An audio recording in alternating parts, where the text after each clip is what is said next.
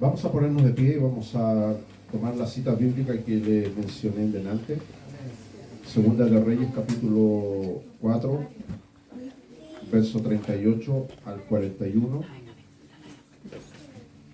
Un relato del profeta Eliseo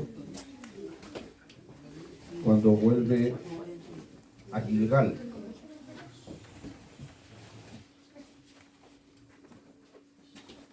Ok, habiéndolo encontrado entonces, le vamos a dar lectura a la palabra del Señor, al libro de Segunda de Reyes, el capítulo 4, verso 38 en adelante. Dice así la palabra del Señor, amén.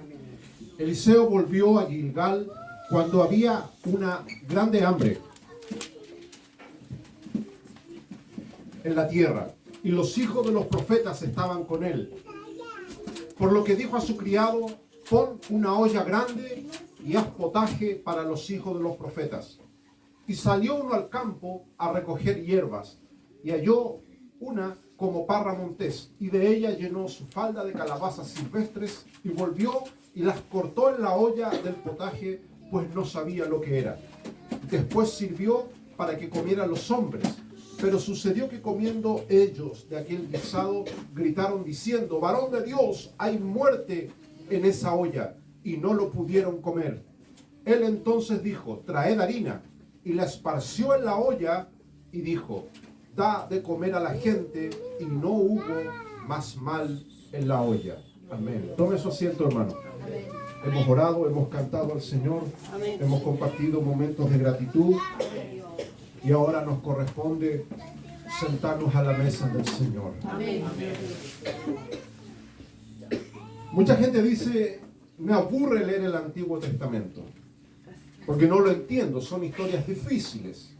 Aquí hemos leído una de esas historias. Desde el versículo 38 al 41, uno de los tantos milagros que realizó el profeta Eliseo. Porque aquí ya entramos de lleno a lo que usted y yo como cristianos debemos entender. Dios manifiesta su plan a través de vasos escogidos, a través de personas, de hombres y mujeres que han alcanzado cierto compromiso con la gracia de Dios. Hoy está de moda decir: Dios me ha enviado. Conozco muchas personas que hacen hincapié en ese valor de decir, muchas gracias, en ese valor de decir: tienen que creerme, tienen que seguirme, porque yo he sido enviado de Dios. Elías deja la vara muy alta. Uno de los antecedentes de este profeta Eliseo, de quien hablamos, al inicio de su llamado lo vemos como un hombre fuerte. Físicamente era un hombre fuerte. Dice que Eliseo araba 12 yuntas de bueyes. En total 24 animales. Usted conoce cómo es el buey. El buey no es como un gato, como un perro que usted le puede dar un palo y sale. El buey es un animal grande. Es un animal que usted lo ve y es de cuidado. Dice que solito Eliseo araba con una yunta que tenía 12 bueyes, 24 en total. Debe haber tenido una resistencia física, una forma de maniobrar en sus brazos, en sus músculos, en sus espaldas. A los hombres la señora lo manda a hacer la cama y le duele aquí, me duele aquí, dice. Quedé con un tirón, dice. Por puro tirar la sábana. Ah, la señora ya está, algunas revelaciones ya están bajando ya. Lo manda a barrer la patrona y usted le da un tirón y se me agarró un aire, dice. No puedo moverme. No, pero este amigo, este profeta, dice que podía maniobrar 12 yuntas de bueyes. O sea, no era un tipo flaco, era un tipo que tenía una resistencia física. Y no quiero detenerme tanto en eso, pero eso me lleva a pensar que la alimentación de este tipo consumía altas calorías. Era un tipo que cuidaba su cuerpo. No se dice que trabajaba en sociedad. Solo podía hacer ese trabajo. Ahí ya tenemos una primera cualidad de este hombre de Dios. Por eso Eliseo se enfrenta a muchas cosas solo después, porque él había sido forjado con ese carácter. Usted dirá, pastor, ¿es malo pedir ayuda? Allá voy. Porque la unción no se puede compartir. Si Dios te entregó una misión, una visión, te ha inspirado a hacer algo. Yo he sido pastor, siempre lo digo en muchas iglesias, y veo hermanos que dicen, pastor, ¿podemos pintar el templo? Y yo lo primero que digo, podemos suena mucho. ¿Por qué no dice puedo pintar el templo? Aquí está el billete y yo compro los tarros, compro la brocha, me pongo el delantal y yo voy a pintar. Pero no, empiezan con esa pillería. ¿Podemos? Quiero que entiendan lo que voy. Eliseo, este hombre, solo araba 12 yuntas de bueyes. Eliseo tuvo un ministerio de casi 50 años y vivió hasta casi los 95 años. 885 años antes de Cristo, para ser preciso. Para eso sirve estudiar el Antiguo Testamento, porque son datos precisos de hombres que vivieron bajo la unción de Dios. No era que el tipo estaba ahí dormido entre los pastos donde el buey comía y se despertó a las 3 de la tarde. ¿Qué tienes que decir, Señor? Voy a revisar el WhatsApp, ¿cuántos mensajes me llegaron del cielo? No, el Señor no trabaja así, hermano. El Señor no está como nosotros decimos al pez, que a ver, ¿quién lo toma en cuenta? Él selecciona. Él selecciona a las personas a las que Él va a ocupar. Y las personas que Él va a ocupar tienen que cumplir ciertos requisitos. Entonces Eliseo, cuando hablamos del ministerio de Eliseo, vemos un milagro tras otro. Un milagro tras otro. El origen de la magnitud de este poder milagroso que estaba empapado en el ministerio del profeta Eliseo venía de otro hombre anterior a él, Elías, a quien Dios lo arrebata a los cielos y cae el mando, y por eso vemos que Eliseo era un hombre de ese calibre. ¿Qué quiere decir esto? De que si usted anda cerca de un hombre de Dios, hay altas probabilidades de que Dios lo use mucho a usted. Pero si usted anda detrás de una sabandija, voy a decirlo así bien, sin anestesia, las probabilidades de que usted fracase en su vida espiritual van a ser enormes. Y eso es lo que está pasando hoy día con muchas personas. Personas que, si tú las comparas con este hombre Eliseo, no tienen ese vigor, esa fuerza. El vigor y la fuerza de un hombre no está en lo que se transmite a través de una pantalla, porque hoy día está de moda este asunto de Facebook, YouTube y las plataformas que pueden ser buenas, nos pueden ayudar para mostrar lo que hacemos. Pero la maña de muchos pastores, de muchos líderes, es agrandar el rebaño de manera virtual. Conozco a montones, no lo voy a mencionar para no echármelo encima, pero conozco montones de pastores que tienen iglesias pequeñas. No es malo tener una iglesia pequeña. Pero yo le digo a un pastor dice, quiero crecer. Y yo digo, tú estás loco. Tenéis problemas con 10 hermanos y queréis tener 20. Pero los pastores dicen, quiero crecer, dice. Y ella tiene una iglesia chiquita, tiene problemas y quiere tener más hermanos. Pero hay pastores que piensan que es malo tener una iglesia pequeña. ¿Y qué hacen? Hacen eventos, juntan un montón de rebaño que no es de ellos, se sacan fotos y las suben. Y hacen ver como que son de ovejas de ellos. Eso es jactancia, hermano. Gloria a Dios. Yo quiero que entienda esta introducción porque Eliseo era un hombre que tenía un ministerio solitario. Sin duda era un hombre de Dios, pero este incidente que nosotros vamos a ver nos deja en claro algunas cuestiones que son súper importantes. Dice el verso 38, Eliseo volvió a Gilgal cuando había una grande hambre en la tierra. Cuando hay grandes problemas, aparecen muchas personas que quieren y supuestamente dar la solución, pero no aportan en nada. Piensa, cuando han habido problemas reales en tu vida, ¿quiénes son los que han estado ahí? La lista de supuestos ungidos es grande, pero ninguno está ahí. Aquí dice que había un gran hambre en la tierra, hambre. En los tiempos antiguos la hambruna es un problema como hoy la hambruna es un problema. En estos países donde nosotros vivimos no sucede la hambruna como en otros lugares del mundo. Terrible. También la hambruna en la antigüedad se usaba como instrumento de guerra. se cortaban los canales de provisión y las ciudades caían, producto de la hambruna. Nuestros países, 40, 50, 80 años atrás, después de la Primera y Segunda Guerra Mundial, el mundo se olvida que hubo guerras terribles hace un par de décadas atrás, a principios del siglo anterior. El mundo sufrió la hambruna. No como la hambruna que supuestamente hubo en el estallido social, que tuviste que la gente salió a protestar con olla, decía que tenían hambre. Aquí este versículo que nosotros vamos a leer ahora, en paralelo de lo que sucede en el mundo terrenal, suceden cosas en el mundo espiritual. Y eso usted tiene que entenderlo ahora. Usted tiene que aprender a ver, cuando usted ve las noticias, usted no solamente tiene que ver que hubo un homicidio. Ese homicidio no solamente ocurre en el mundo real, sino en el mundo espiritual. Esa persona ha muerto espiritualmente, si muere sin Cristo. Todo lo que nosotros vemos en el mundo terrenal tiene repercusión en el mundo espiritual. Cuando aquí dice la Biblia que había gran hambre en la tierra, también era un hambre no solamente del pan terrenal, sino era de un hambre espiritual. Y lo vamos a ver a medida que avanzamos en esta palabra. Dice, y los hijos de los profetas estaban con él. ¿Con quién? Con Eliseo. Los hijos de los profetas. Es como decir los hijos de los hermanos, los hijos de los líderes, los hijos de los pastores. ¿Con quién tiene que estar su hijo? Si usted tiene hijos cristianos, ¿con quién tiene que estar ese hijo? Tiene que estar en las cosas de Dios. O usted se lo va a entregar a un impío para que lo eduque. Ese es el dilema hoy de la sociedad. Dice que los hijos de los profetas estaban con Eliseo. Por lo que Eliseo le dice a su criado, pon una olla grande. Y aquí empezamos con el primer problema.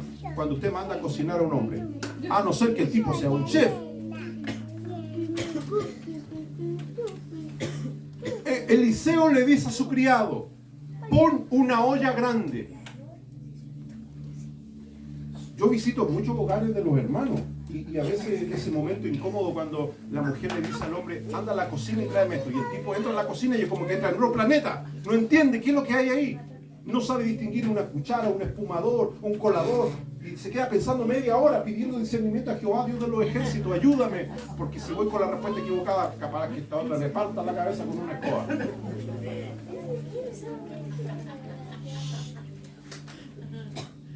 Bueno, y consejo aparte, mándelo más seguido para que se habitúe a esa cocina el hombre.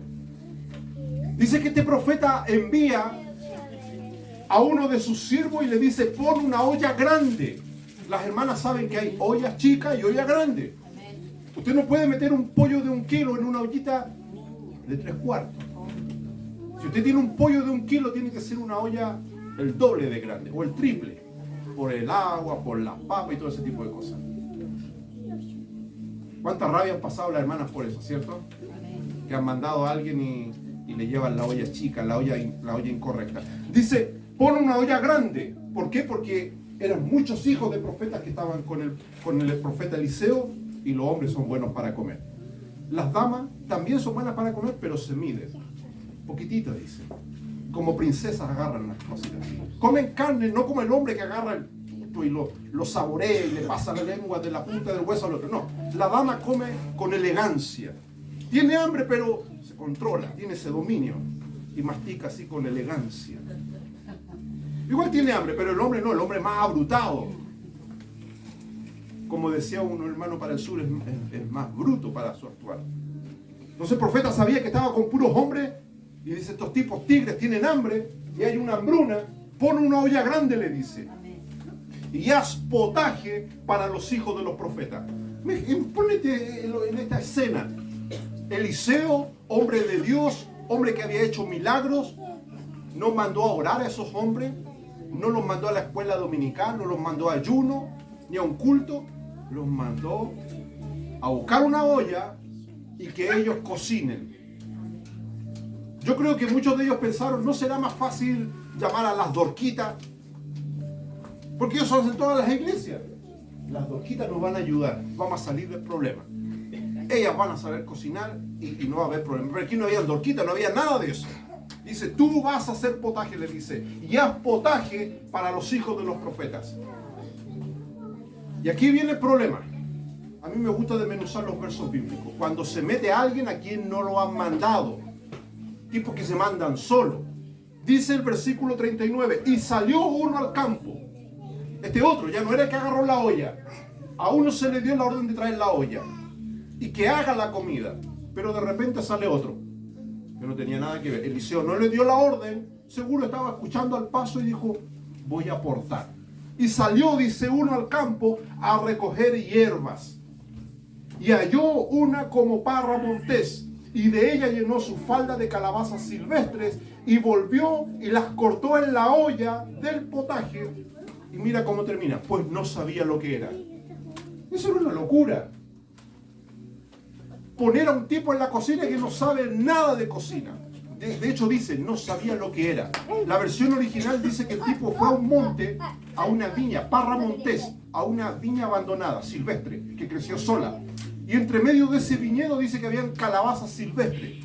En otras palabras, fruto no comestible. Así que si se consume en altas cantidades puede ser venenoso.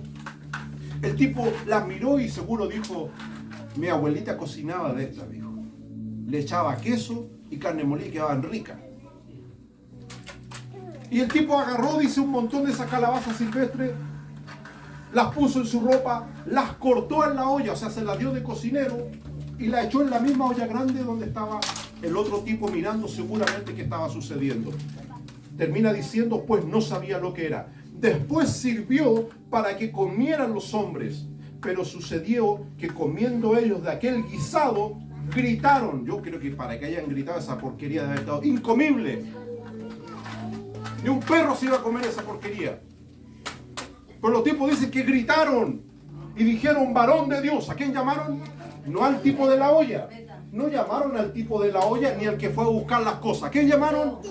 Al varón de Dios. Varón de Dios, hay muerte en esa olla. Ya tenían un primer problema. Verso 38, había una gran hambruna en la tierra. Y ahora resulta que no se iban a morir por hambruna, sino que se iban a morir por una comida envenenada que ellos mismos prepararon. Varón de Dios, hay muerte en esa olla. Y no lo pudieron comer. Porque eso hace el diablo, hermano. Prepara banquetes que no se pueden comer. El diablo es experto en eso. Manda gente a hacer cosas que Dios nunca los mandó. Se las dan como este tipo. La orden era una sola. Agarra una olla grande y haz potaje. El tipo no hizo lo que el profeta le envió. Y otro se metió a hacer. Se la fue a dar de recolector de verduras. No supo lo que agarró.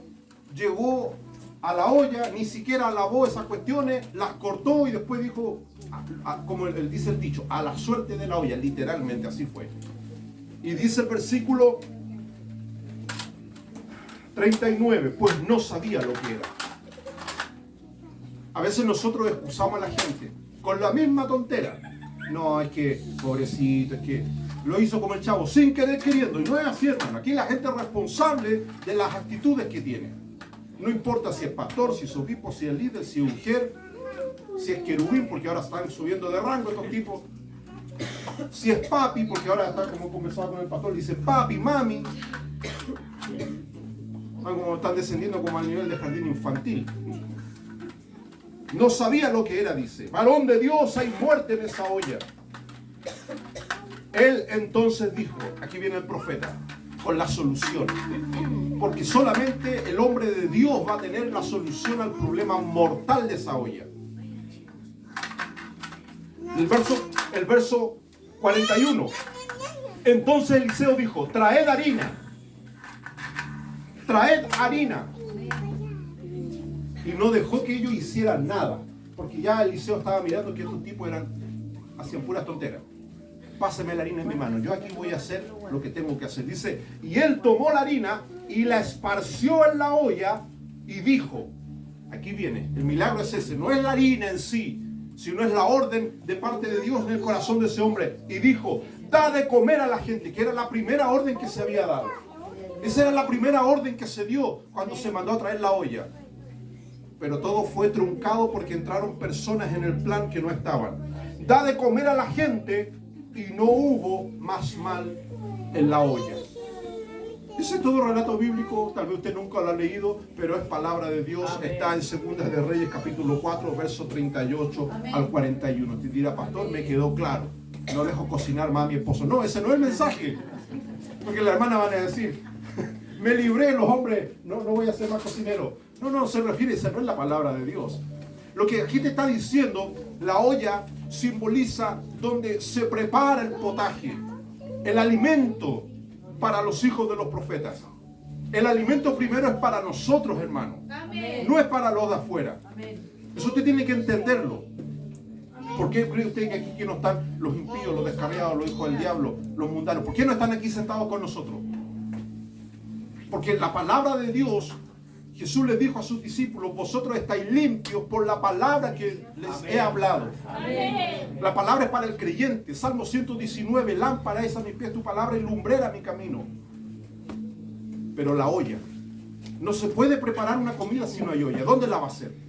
Tiene que haber una olla, y una olla grande. Amén. Y a veces yo cuando voy a las casas de la hermana veo las discusiones que tienen ellas. ¿Cuál es la mejor olla? Y dice, esta olla regalona es la mía, esta es de greda. La otra dice, no, esta es de acero fundido. Y la otra dice, no, esta me la compró un gitano. Y la otra dice, esta es de mi abuelita, que es buena. Y cada hermana tiene su olla regalona. Cada mujer sabe. Y alguna yo he escuchado decir, mira, este material le da un sabor a la comida. Las hermanas que cocinan saben eso. Tiene que haber una olla especial en la cual se cocina. El mensaje del profeta es ese. Haz una olla, tiene una olla grande. Las ollas son nuestras iglesias, hermano. Aquí es donde se prepara todo, los ingredientes. Tiene que haber un pastor, un líder que separe los ingredientes buenos de los malos. El versículo 39 dice que uno salió al campo a recoger.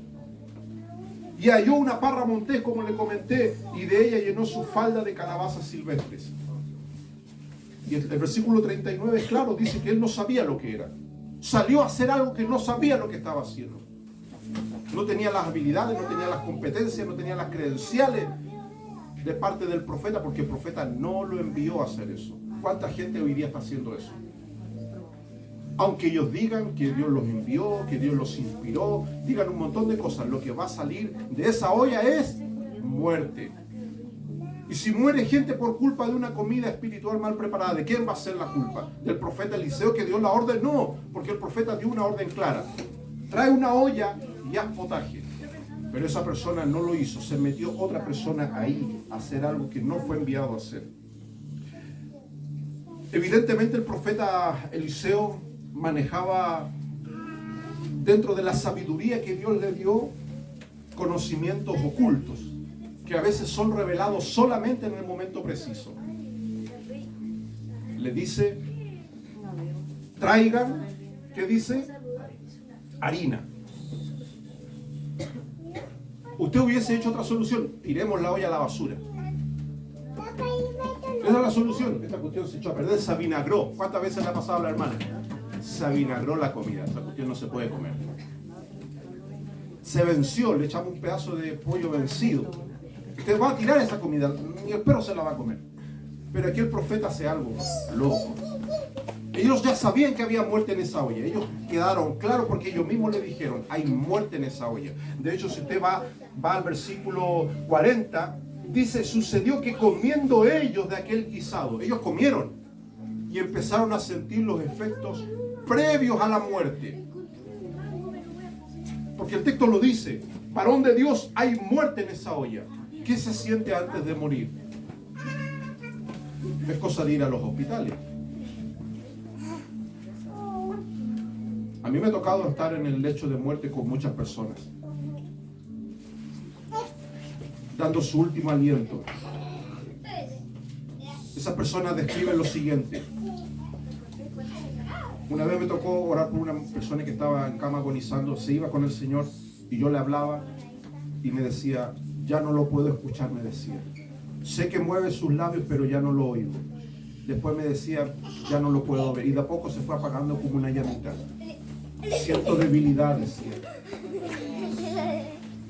Antes de que sobrevenga la muerte vienen ciertos síntomas. Estos hombres los empezaron a experimentar. El verso 40 lo dice. Y comiendo ellos de aquel guisado. Ellos comieron de esa comida mal preparada. Piense usted, hermano, cuánta gente hay en las iglesias así. Que van a comer martes, jueves, algunos van los sábados, otros los miércoles, los domingos. Y se sientan a comer de la olla que prepararon. Tal vez no se mueran inmediatamente. Pero pasa el lunes, martes y ya están con dolor de estómago. Espiritualmente empiezan a tambalear, se empiezan a sentir mal. Y nadie hace nada. Y nadie va a hacer nada porque no hay un profeta como Eliseo que revele el secreto de la sanidad. ¿Cuál es el secreto de la sanidad? El texto dice: traed harina. Fíjese que el profeta a todos ellos le da órdenes a los hijos de los profetas. A todos los profetas les da orden. Traigan una olla, hagan potaje. Ahora les dice: traigan harina.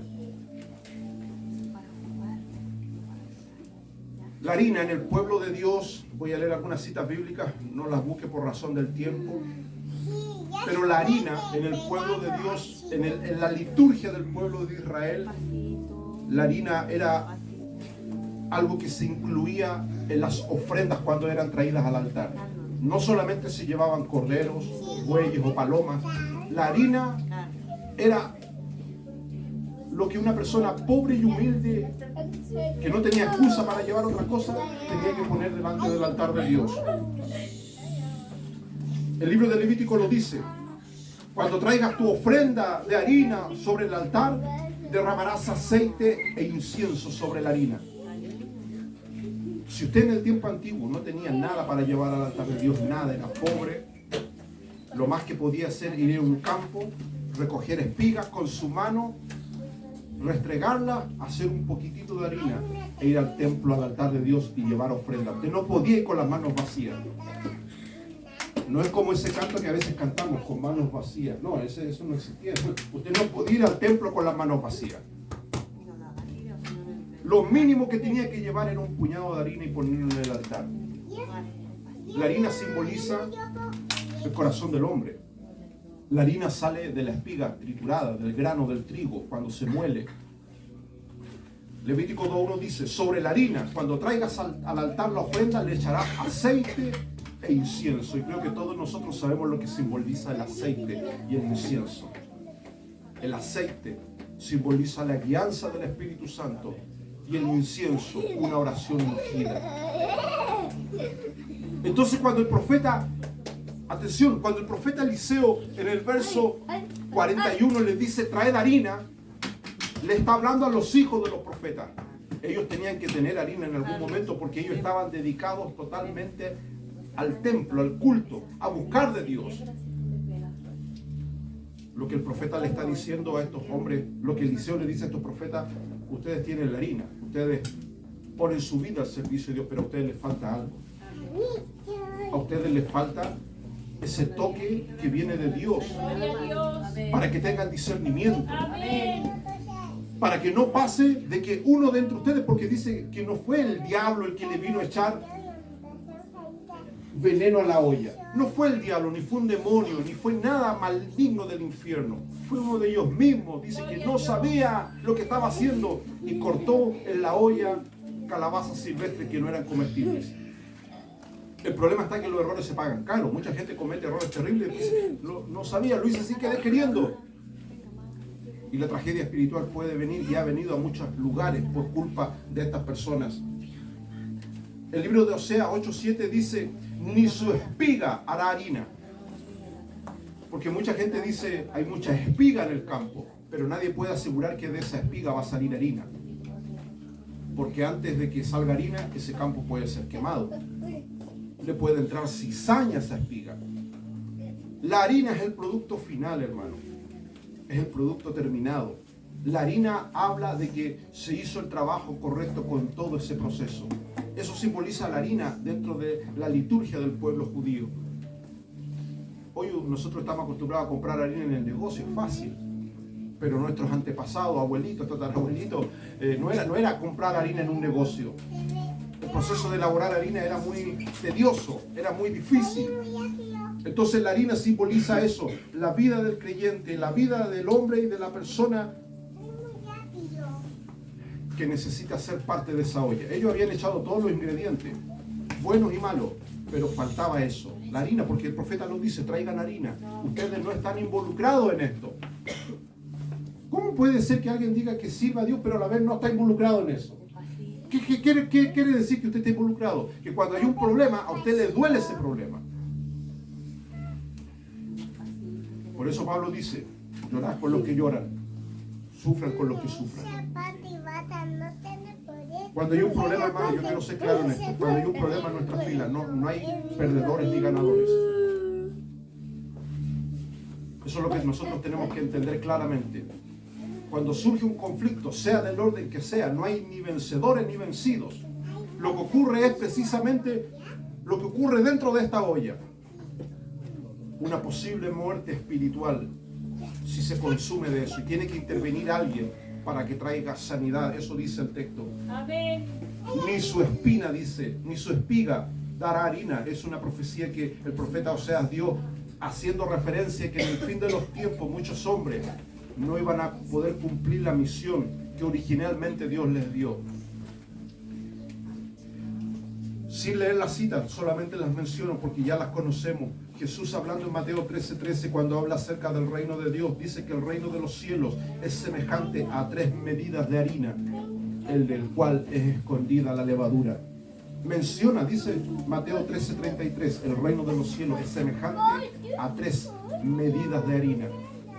Acuérdense que la harina somos nosotros. ¿Cuáles son las 3 partes del ser humano? Alma, cuerpo, espíritu. Jesús, en ese lenguaje de profeta, de maestro, hablaba de eso. Jesús dice, Mateo 13:33, el reino de los cielos es semejante a 3 medidas de harina en la cual se esconde la levadura. ¿Qué quiere decir Jesús con eso? Que usted ha visto, vuelvo al ejemplo, las hermanas saben de esto. La cebolla tiene capas, ¿cierto? La primera capa no se echa en la olla, se saca. El hombre eso no lo sabe, ¿cierto? Es un misterio para él. Pero las mujeres sacan las capas. Cada capa individual es parte de la cebolla. El ser humano es lo mismo. Tenemos capas, alma, cuerpo y espíritu. Y cada una de ellas tiene diferentes capas. Las emociones, los sentimientos, los recuerdos, los anhelos. Cuando usted está cansado, por ejemplo, usted puede cansarse físicamente, pero después usted descubre que también se puede cansar espiritualmente. Y después descubre que se puede cansar emocionalmente. Entonces nos vamos dando cuenta que estamos totalmente unidos, alma, cuerpo y espíritu. Por eso Jesús dice en Mateo 13:33, el reino de los cielos es semejante a la levadura que se esconde en 3 medidas de harina. Jesús vuelve a hablar de la harina, así como el profeta Eliseo habló de la harina. Echad harina en esta olla, tráigame harina y yo voy a poner lo que falta. Ustedes deben involucrarse en esto. El profeta Eliseo dijo, vamos a tomarnos todos de las manos y vamos a orar por esta olla. No dijo eso. Lo que el profeta le está diciendo Eliseo a estos hijos de profeta es de que la solución estaba en las manos de ellos. Y con esto no quiere decir que no hay que orar. Hay que orar, pero hay que actuar en esa misma oración. No basta decir, Señor, úsame, y después Dios tenga que estar ubicándote para que Dios te use. Si usted quiere que Dios lo use, usted tiene que estar disponible. No puede presentar excusas para el Señor y decir, Señor, yo te dije una vez que tú me vas a usar, aquí estoy. Haga como usted quiera, como usted desee. En el libro de Primera de Crónicas 9:29 también nos encontramos que hay un registro de que en el ministerio sacerdotal del pueblo de Israel, incluso la harina era contabilizada dentro del ministerio. Eso está en Primera de Crónicas 9:29. Dice, los utensilios para el ministerio, y menciona entre otras cosas la harina. La harina era parte del elemento que los sacerdotes usaban en su oficio ministerial.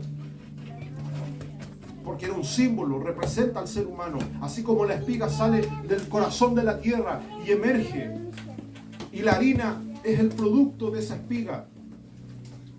¿Cuántas veces nosotros hemos dicho, Señor, usa lo mejor de mí? Pero no le decimos cuál área es la mejor.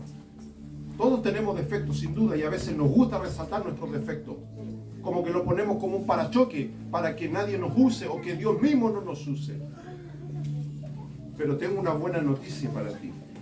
Dios nos va a usar a pesar de lo que somos.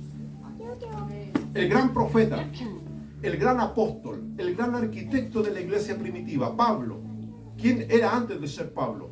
Él mismo lo dice, homicida, indigno de ser llamado apóstol.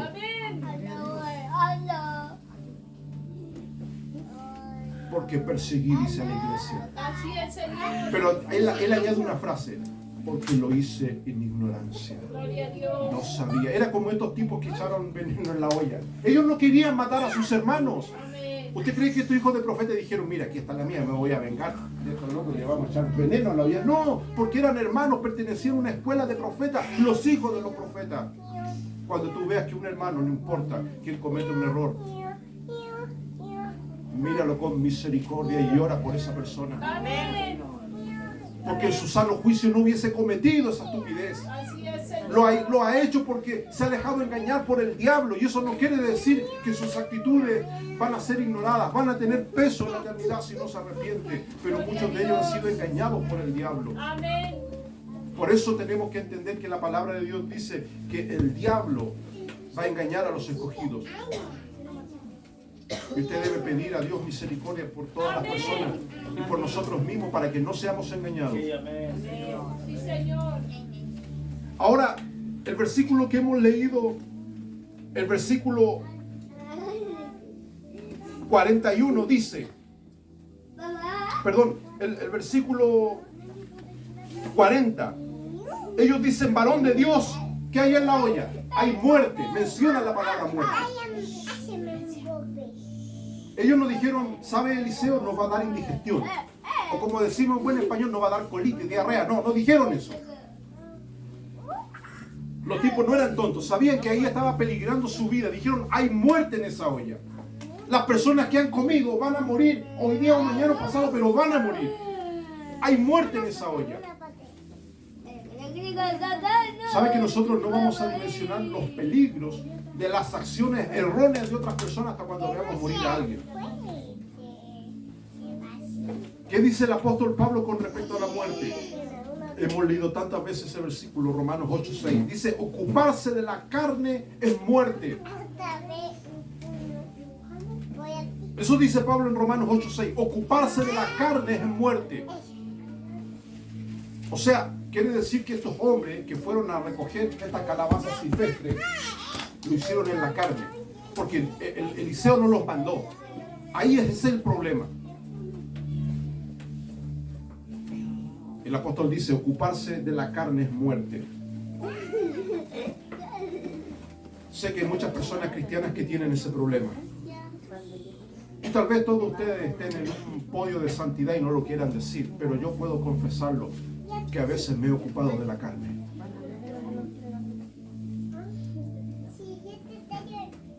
¿Cómo sé que me he ocupado de la carne? Porque dice que ocuparse de la carne es muerte. Y no quiero ser tan gráfico en lo que quiero decir.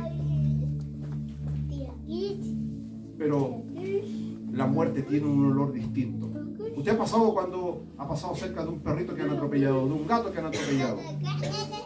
La muerte, el hedor de la muerte es un olor indescriptible. Cuando usted se ocupa de la carne, empieza a emanar de su vida espiritual un olor sospechoso, raro. Usted ya no tiene esa fragancia, ese incienso del cual habla Levítico 2:1. Sobre la harina derramará aceite e incienso, un perfume agradable. No.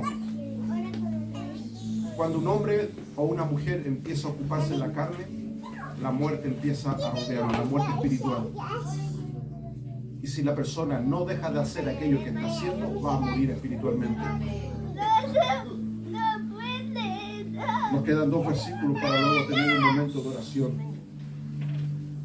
El apóstol Santiago, en su carta, escribe un asunto que es muy importante para que nosotros lo entendamos. El apóstol Santiago y el apóstol Pedro aportan con palabras sabias con respecto a lo que es la harina, porque de la harina se hace el pan, las cositas ricas que nos gustan, ¿cierto? La harina es por excelencia a nivel mundial el elemento nutriente del ser humano, la harina. El apóstol Santiago, en su carta del capítulo 1, verso 21, dice lo siguiente, escuche con atención. Por lo cual, desechando toda inmundicia y abundancia de malicia, recibid con mansedumbre la palabra implantada, la cual puede salvar vuestras almas. Jesús dijo, y hemos conocido ese discurso que daba a las multitudes, yo soy el pan vivo que he descendido del cielo. Para nosotros suena lindo escuchar eso, pero la gente que lo oía decía, pero si el pan sale de la tierra, las espigas son de la tierra, ¿cómo un pan va a salir del cielo? Pan celestial. Y Jesús dijo, el que come mi carne. Jesús habla de misterios profundos que están en la palabra. Su carne no era de esta tierra. Por eso los profetas decían, Él fue inmolado desde antes de la fundación del mundo. Gloria a Dios. Un misterio de salvación increíble. Pero Él era la palabra hecha carne. ¿De qué se hace el pan? De la harina. Me preguntaba el otro día una persona, ¿cómo es eso del milagro del nacimiento de Jesús entre los hombres? Y hay muchos libros científicos de gente incluso que no es cristiana que habla sobre estos temas. ¿Cómo pudo haber sido esto de que Dios se haya hecho carne? Es un misterio, sin duda. Pero lo que yo le puedo asegurar con toda la evidencia bíblica que tenemos es que lo que el ángel le dice a María ese día era verdad. El Espíritu Santo vendrá sobre ti y lo que nacerá en ti será llamado santo. Amén. Y por eso Juan escribe después en su libro capítulo 1, verso 1. Y el verbo era Dios, la palabra en acción. Amén. Entonces, hermano, cuando usted predica la palabra, lo que usted simplemente está haciendo es repartir este pan que alimenta el alma de las personas, porque eso dice el texto. La palabra implantada que puede salvar vuestras almas. ¿Dónde implanta esa palabra? En el corazón. Jesús lo habló en la parábola del sembrador. El sembrador sale a sembrar y cae la palabra en diferentes corazones. No todos tenemos distintos corazones. Hay corazones más duros, más blanditos, con más espinas, con menos espinas. Hay corazones que son unos prados bien cuidados. Pero la palabra cae en todos los corazones. Pero una vez que cae esa palabra, es deber de esa persona tener un corazón óptimo para que esa semilla dé fruto. Por último, el apóstol Pedro, este versículo lo he leído tantas veces en mi vida de predicador que me encanta cada vez que lo leo porque el apóstol escribe con mucha pasión con respecto a la palabra de Dios. Primera de Pedro 2:1, verso 2. Desechando pues toda malicia, todo engaño, toda hipocresía, toda envidia y todas las distracciones, desead como niños recién nacidos la leche espiritual, no adulterada, para que por ella crezcáis para salvación. Habla de la leche espiritual. La leche y la harina son dos elementos que son vitales en el desarrollo de un niño. Las mamitas que son más adultas saben en los tiempos antiguos que se le daba a los bebés, el ulpo, ¿cierto? El pavo, no sé, tiene distintos nombres, que es la harina tostada con agüita, ¿cierto? Y si había leche, un poquitito de leche. Para alimentar a ese niño, no había nada, ni un tipo de alimento, pero se le daba esa harina, con ese sabor, harina tostada. Harina dorada le llamaban también. Ahora para el sur algunos son pillos, le echan ají, cebolla, porque hay otra cosa ya. Lo quieren saborizar. Pero eso se le daba a los niños, no había nada más que comer, y decía para que se alimente. Y después los niños andaban así con unas mejillas. Tanto comer parecían ardillas, así unos cachetitos grandes, tan bien alimentados que estaban. Esta palabra es para que reflexionemos. Y lea esta historia en su casa, Segunda de Reyes 4:38 al 41. Primera lección, cuando el hombre de Dios da una orden y se mete otro, porque eso pasa, Dios le dice al profeta Eliseo, por medio del profeta, haz una olla grande y que todos coman porque hay una gran hambruna. Pero de repente se mete uno y ahí empiezan los problemas. Cuando usted vea que eso sucede, La palabra dice que fue escrita para nuestra enseñanza, para nuestra amonestación, para que aprendamos. Hoy, entonces, siempre decimos los pastores, los hermanos, hoy vamos a sentarnos a la mesa del Señor. Es porque ya la olla está preparada, se va a sacar el alimento. Usted debe orar, no solamente por esta iglesia, todos los lugares donde tenemos reunión. Señor, aquellos que preparan el alimento, que sean dirigidos por ti. Amén. Que no venga alguien ajeno y meta cosas en el mensaje, porque los desastres que pueden ocurrir, hermano, pueden traer a la muerte espiritual a muchas personas. Pero le damos gracias a Dios, porque en este lugar tenemos personas que tienen el corazón de Eliseo. Eliseo no corrió, dice que había hambre en aquella tierra de Gilgal y no dijo me voy a otro lado, agarro la maleta, no. Dice que fue a ese lugar, ayudó a esas personas que tenían hambre. Y yo quiero que usted y yo tomemos ese desafío. Cuando veamos a alguien que está en hambruna espiritual, no le digamos te lo mereces, muérete de hambre, eres indigno, no. Usted haga un pancito del cielo. Amén. Prepárelo. Amén. En mi vida de pastor siempre me recuerdo hermana adulta, siempre como que las hermanas adultas son cariñosas en verdad para el sur, y me preparaban un pancito amasado. Esto es lo único que tengo, pastor. Y me lo pasaban. Y yo lo recibía como un manjar, como una delicia. Yo decía, Señor, esta hermana que no tiene, era literalmente muchas de ellas como las viudas pobres, dan. Y a veces muchas personas que tienen nada, indolentes, crueles, espiritualmente a veces es lo mismo. Usted no se desmerezca, no diga, es que cómo Dios me va a usar.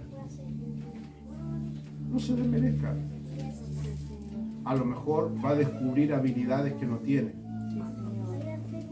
Ese hombre a quien el profeta le dice, anda y busca una olla, yo creo que, porque en el texto no se menciona más de él.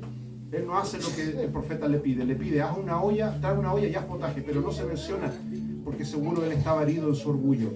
Yo quería que el profeta me nombrara en otro caso. ¿Cómo eso, el ministerio de la olla? Eso no es para mí, dijo. Si a usted Dios lo honra y lo manda a hacer algo, no se desmerezca. Agarre esa olla, sáquese una foto con la olla, piense en la olla, hágase un cuaderno y ponga olla todos los días, métaselo aquí, porque eso es lo que Dios le ha encomendado hacer. No desprecie. Ese hombre despreció lo que el profeta le dijo. Y como lo despreció y no quiso hacer lo que quiso hacer, se metió otro, porque se llamó solo. Eso pasa con mucha gente que se llaman solo. Y dijo, yo voy a hacer lo que el profeta no me mandó a hacer. Y ya conocemos la historia. Salió al campo, agarró cuestiones que ni siquiera sabía y casi llevó la muerte a esos profetas. Pero Dios tiene todo bajo control. Póngase de pie, hermano, y vamos a orar. Que esta palabra sea de edificación para su vida. Y léala y estúdiela en su casa. Quiero que incline su rostro y oramos al Señor en esta noche. Padre, hemos oído tu palabra. Ella nos ha amonestado, Señor. Tu palabra nos dice que pudo haber ocurrido una tragedia ese día. Los hijos de los profetas, los herederos de la salvación, pudieron haber muerto, Señor. Y Satanás se hubiese mofado. Pero estaba el hombre de Dios ahí, sabio, prudente, consejero. Y siempre tiene el consejo, Señor.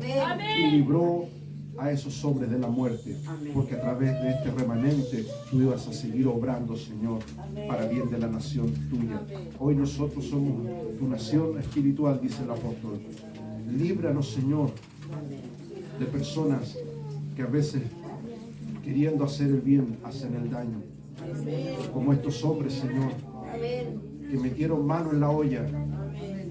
Pon, Señor, personas como el profeta Eliseo, que siempre estén observando y vigilando, Señor, lo que el pueblo de Dios come, para que haya alimento, Señor, firme y sólido aquí en este lugar, Señor, en el templo Bethesda. Gloria a Dios. Amén. También, Señor, en todos los lugares donde nosotros trabajamos y tenemos puntos de reunión. Así es, Y Señor. también en aquellos lugares, iglesias hermanas, Señor, donde sinceramente se ama y se honra tu nombre. Amén. Gracias, Padre, Hijo y Espíritu Santo. Amén. Glorificamos al Señor. Gloria a Dios. Gloria a Dios. Gloria a Dios. Gloria a Dios para siempre. Guarde esta palabra. abren su corazón. Amén, amén. Y las hermanas están autorizadas a mandar a su esposo a la cocina. Si quedaron con la duda. ¿Sí? A ver la olla, claro. Amén. Que Dios bendiga esta hermosa enseñanza. Amén.